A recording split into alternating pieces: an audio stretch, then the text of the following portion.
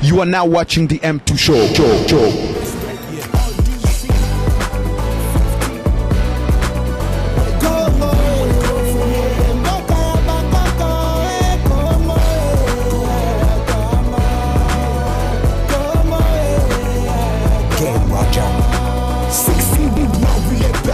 Back then, everybody just walked the street. No chanting and dancing, moving the heat and dip and dance. Cha-cha, don't lean, give a word about the next day and dip and dance. Cha-cha, don't got you, but all do you got, we pray. On the way, Congolese have lost their lives. Husband crying cause they lost their wives. People die so they can make things alright. Make sure you and I can sleep tonight. Enemy doesn't want you to see the light. That's why Inga doesn't even work at night. That's why Inga doesn't even work at night. Cause I think our kids should be bright. It's about time people go hand in hand. Congo 15, where do we really wanna go from here? Call me up when you find out. Cause you know I'm still be here. I'm still right here.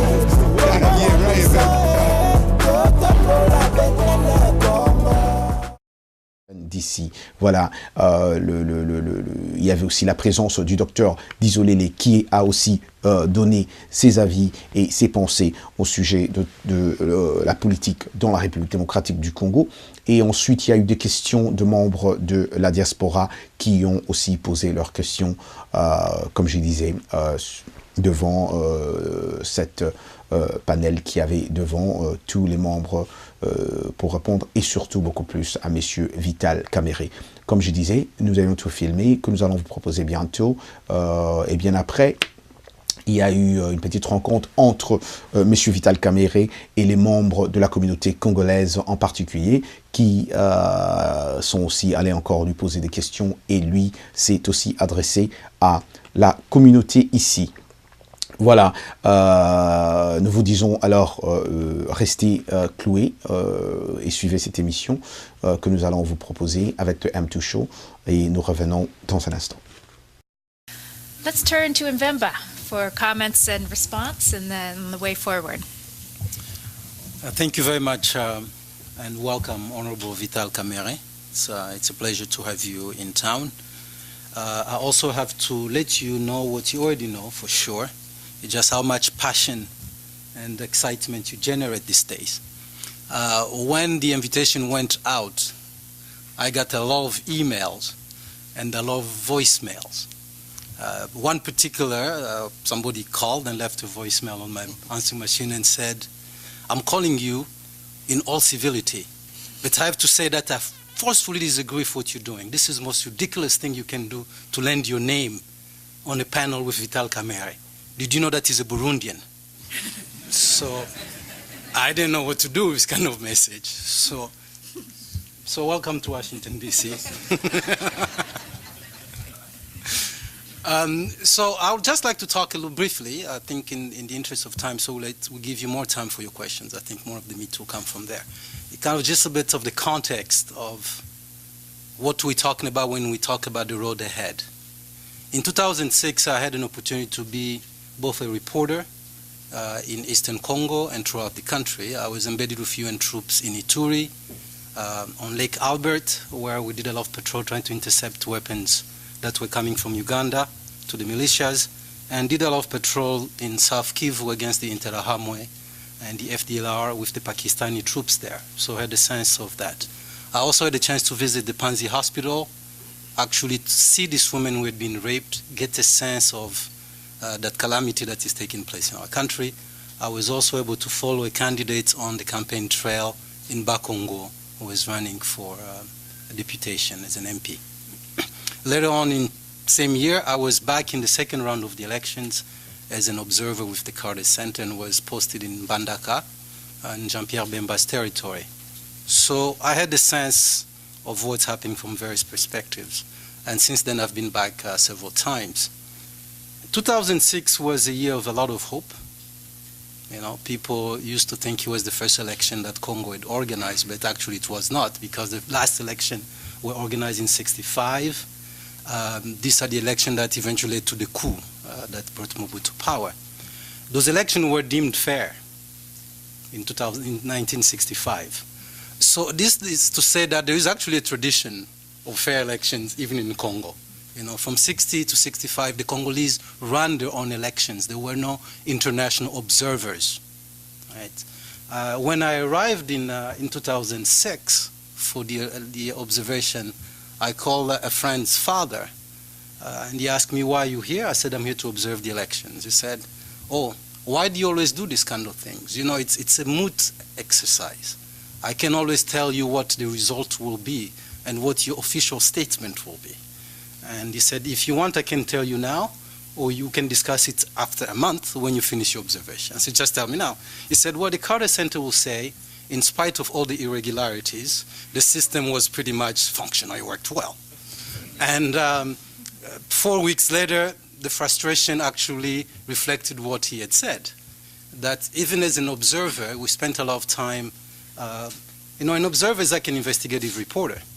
So you spend a lot of time, in the case of the DRC, with all the various parties, most of them didn't know what they were doing, except just blaming the others. So there's a lot of accusations and allegations that as an investigator, as an observer, you have to go dig out and find. So we end up spending a lot of time in the equatorial forest with the pygmies, because everybody was saying the pygmies were not registered to vote. You know, just to give you an example. With the Chinese mining contract, some of you were pushed, but again, it didn't go very far. After the Congo protestation and manifestation and revolt took place in Congo, the Minister of Interior at the time taught him in Parliament, which allowed the leader of that party, the DDK, to rebut the Minister of Interior.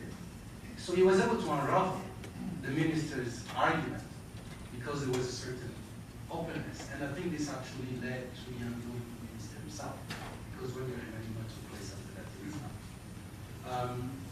So moving on to the next, to the rest of the electorate or the people in the system. Here the challenge. If you take any African country, and this is just a rhetorical question, take Angola. If I ask you to tell, that will be the same for Namibia, this will be the same for Botswana, and this Botswana and Namibia countries that are fairly organized, but you don't know them. You have Tshisekedi, you have UDPS, Tshisekedi being the father of the modern democratic movement in Congo. So if you analyze him, here's a guy who had a lot of courage to break out from Mobutu and start this great movement. Now, for whatever reason, he's never been able to capitalize on the various opportunities that came along the way. I don't know why, that's a UDPS to respond. But the UDPS nevertheless have a strong structure that makes it possible, if some conditions were put together, for them actually to challenge the power in place today. Right? So on the other level, you had people like Jean-Pierre Bemba, who also came to illustrate the other side of the coin. So former rebel, but very rich. And because he was rich, because he had a structure of his own, he could do what the other parties cannot do, right? So Tshisekedi has a structure in terms of population and followers, but Tshisekedi doesn't have money. The UDPS does not have money. The UDPS does not have a radio. In a system where a government owns the media, the government owns the security forces and everything else, and the government is actually greedy, and by government I mean the AMP, it's hard to operate in that system, right? So UDPS will never get airtime. But if you have your own radio station and your own TV stations, then you can do that. So Bemba was able to emerge in part because of this. Right? There were frustration against the power in place, but there was also possibilities that he was able to capitalize on.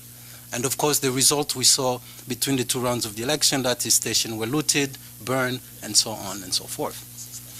So when we have a new party that is born, the UNC with Kamerhe, what does that mean? So this actually raises the new questions. Does the UNC and the other parties that will emerge in the process going forward have any structure? Right? So it's going to be, or is this going to be another exercise, as we saw while you were the head of the parliament? Goodwill, popularity on the rise, but in the end, does it lead anywhere? Right? So, do you have followers? I think there's a lot of frustration. Are you going to try to fill the void that Bemba left?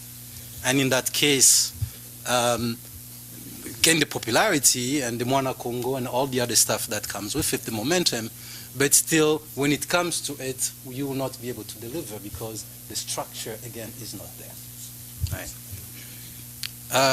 Because with the diaspora in the room, there is an element that has been very frustrating to your fellow Congolese around the world, and that is into the moratorium on citizenship. So in 2006, the Congolese overseas were very much eager to contribute, that is to vote.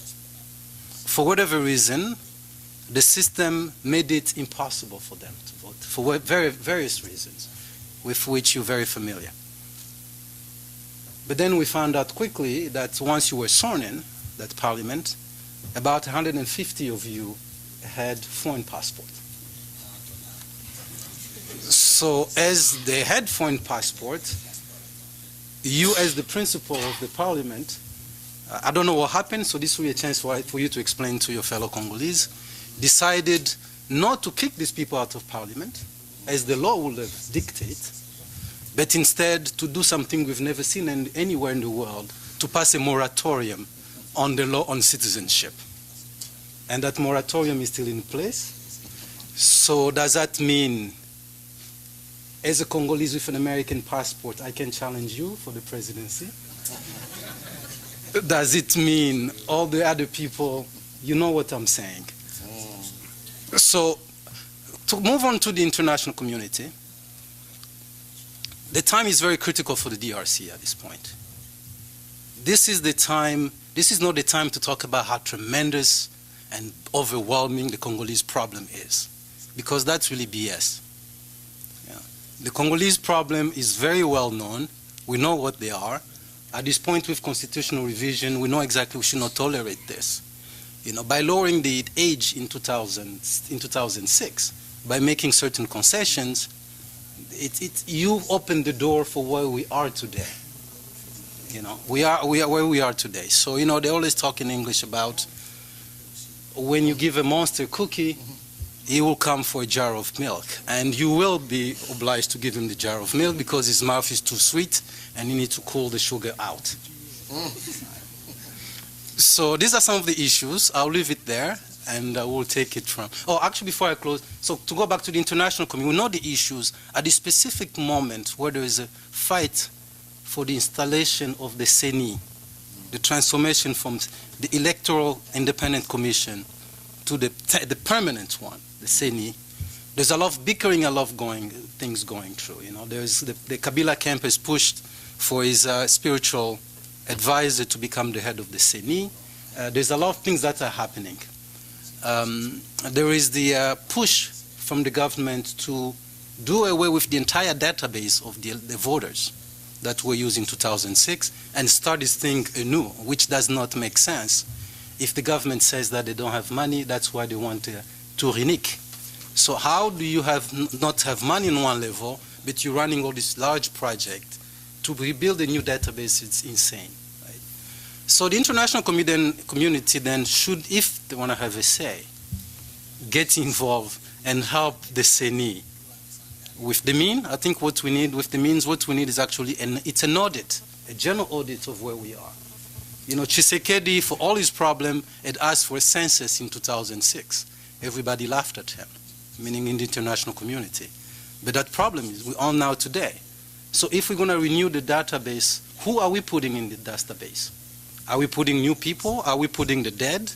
Are we adding the young people who are 18 now, we can vote, who were 14 in 2006? What's going on? So there's an element, a very specific area where I think the international community can add a lot of value.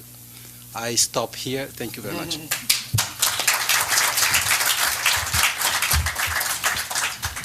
Great. Thanks very much, Mvemba. And I will leave to you to respond to some of the questions. But let's open up first. We'll take a few questions at a time and then turn back to our panelists to respond in the interest of time. One question I'd like to start out with is, Mvemba, you talked a little bit about the role of the international community focus on the Electoral Commission, for example, and the database. I'm wondering, and perhaps Mr. Kamerhe also, where is it best that the U.S. can exert pressure? One of the questions on this, we have a kind of a laundry list. On the street, trying to beg for a place, sleep and eat. When it broke, everybody want away from you. If you make it, everybody want a piece of you. Reminiscing little boys on the NYC, struggling every day from the DRC. Never thought I'd live see a black president. Now my kids think they can be president.